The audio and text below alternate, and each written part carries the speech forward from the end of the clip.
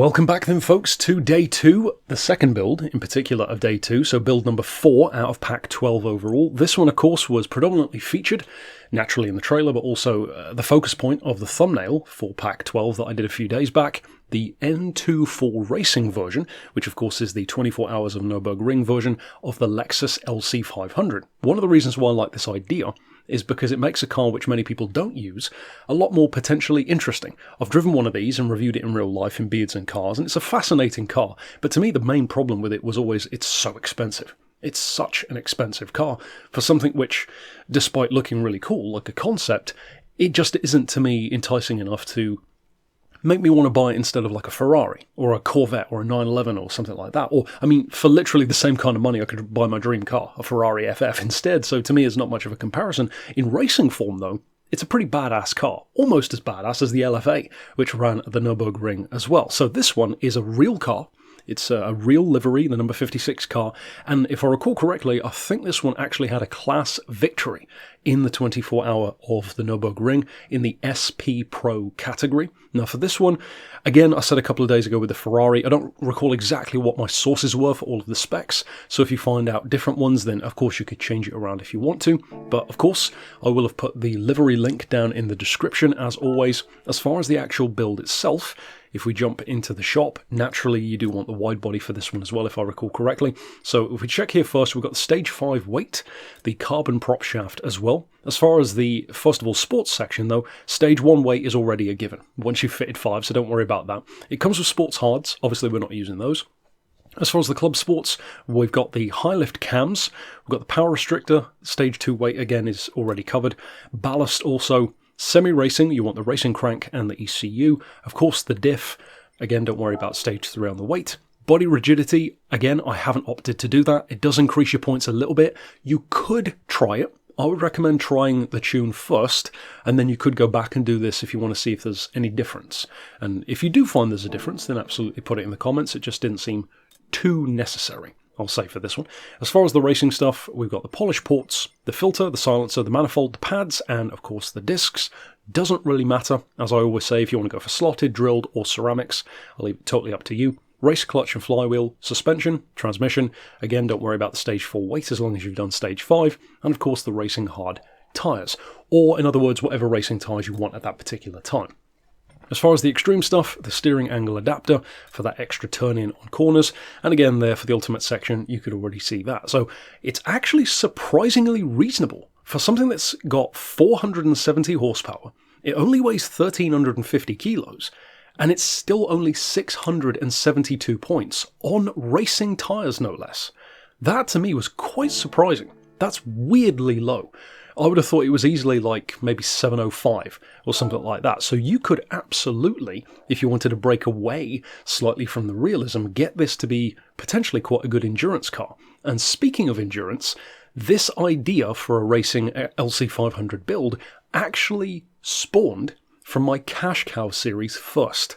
So just to give you a peek behind the curtain there, this was not going to be a special project. It was just going to be a generic LC500 race car for the 700 point level. Then I turned it into a replica, and it's ended up being quite similar to that anyway, which is kind of cool. Now, as far as the tuning itself, as far as the transmission, I do have the racing one, but this is where things get a bit different as well, because you'll see there, I'm actually not using it. I'm using the standard, what is it, I think 10 speed? I think it might be 8 speed or 10 speed box, something like that, but that one is actually quicker than the racing one, which is kind of wild. At least on paper it's quicker anyway. So again, you can go for the racing one if you want to, for sure.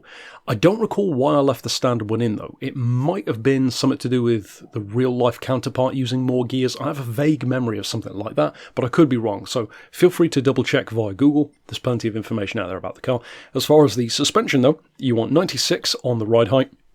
And for this one, I did definitely take a very different approach because it's quite an unusual car in terms of how it responds to tuning. It gets a bit squirrely. So we've got 4 on the anti-roll, 20 and 30 on dampers. So extremely low. The second time in this pack that I've done that, first time was the Ferrari.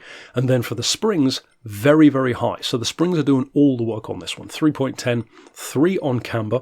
Then as far as the toe, pretty hefty on the front, towed in by 0.15, towed in by 0.20 on the back as well. So again, on the front, that is not the kind of thing I would usually do, unless it's a front-wheel drive car. So again, quite different. As far as the diff, I messed around with a ton of different settings on this one to really dial it in more. And what I ended up liking the most was 30, 10, and 60 for this one. Because again, it doesn't quite respond in the way that you typically expect for some reason, which is weird because in real life I wouldn't say it felt that unusual to drive.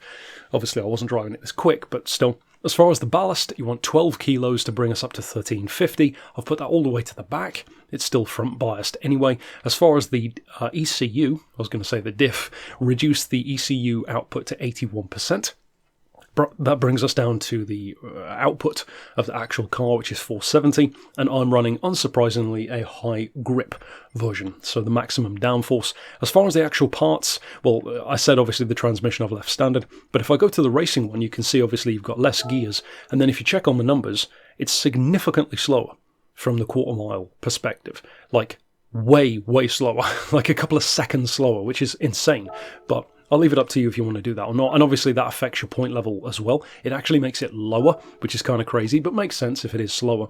So the stuff over here, of course, you've already seen because we fitted that, and now the interesting part is to jump out, of course, to the Nordschleife, this car's home, really, and I guess technically it would have been more so the 24-hour layout, maybe, for this particular one, but like I said, it's a very weird car in terms of how it responds to tuning. It's similar, actually, to the Maserati Gran Turismo in that way. It's a very kind of odd vehicle in terms of not responding in the way you think it would. But in terms of my notes on this one, this is a car which initially you might not like. What I would urge you to do is stick with it. Take it to the Nurburgring, because of course that's the whole point of the car. By the end of the lap, I think you'll end up liking it quite a lot more. For 3 reasons. These are my 3 biggest notes in terms of using this one. First things first, it has what I would call runoff oversteer, or exit oversteer. It doesn't oversteer, or in other words, it doesn't slide at the time where you'd usually expect it. Usually if a car's going to do that, it would do it mid-corner as you start to power on. This one doesn't. This one does it on the corner exit. It'll kick its tail out a little bit. And it especially does that over undulating surfaces and a lot of height changes on the road, in other words, which is something which happens a lot here at the Nürburgring. So watch out for that. That leads us into the second note, which is treat your throttle like a dial, not like a switch. You don't want to be on-off with the acceleration, you want to roll on. So be more calm, more composed, let the car find its grip, and then go with it. I think one of the reasons for that is because as much downforce as it has now, it's still no way near what the actual race car would have, and that's a slight downside here. And then the final thing is, it's a car which rewards the flow. You can't throw this thing around, or it will bite back and it will be unruly. You have to allow the car almost to do its own thing, and you're just along for the ride. If you allow the flow to go, then by the end of that lap, you'll like it a lot more. And here, for example, even at well under 700 points, 672, this ran, for me at least, on like a very early attempt, and my only full lap attempt, a sub 7 minute. That's not bad for a car like this with 470 horsepower. And I'm not going to say it's, you know, the quickest thing around, of course I never do, but that's, I don't think, bad in terms of potential either. So if you were to increase the power more, for example, to use it as a fictionalized, you know, 700 point level, well, it would be even quicker. Or of course you could drop the weight, that's all down to you. Of course that will have an effect on the setup that I've done for handling, but that's all for you to find out and mess around with. If though you do decide to use it, I hope you find it an interesting build. It's definitely something different to pretty much any of the others this week. And pretty cool that the car had success in real life as well, because it's not an obvious choice of race car. So if you do decide to use it, like I said, enjoy it. Check out the builds that are still to come this week. We're pretty close to halfway already. And check out the ones, of course, which we've already done earlier on. But I'll see you next time, and for now, thanks for watching.